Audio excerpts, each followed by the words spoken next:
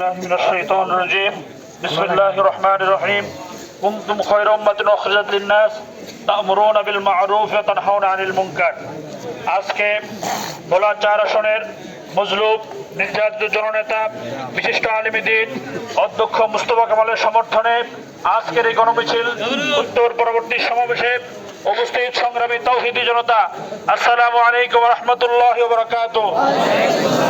প্রিয় উপস্থিতি, আমরা স্পষ্ট ভাষায় জানিয়ে দিতে চাই, আগামী 12ই ফেব্রুয়ারি যে ব্যালট বিপ্লব হবে, এই বিপ্লব হবে ইসলামের চূড়ান্ত বিপ্লব।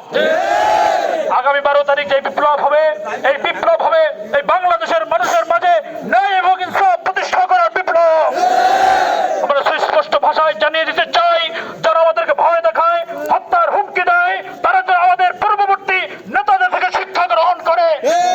আমাদের প্রথম সারির সকল নেতাদেরকে স্বৈরাচার খুনি হাসিনা সরকার হত্যা করেছে, শহীদ করেছে, কিন্তু এক মুহূর্তের জন্য আমাদেরকে থামাতে পারেনি।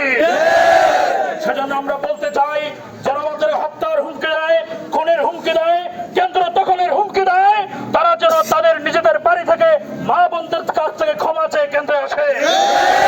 আপনারা যেন থাকবেন, ইসলামী ছাত্র শিবির এবং জামাত ইসলামের কর্মীরা মৃত্যু নিয়ে কোনো পরোয়া করে না।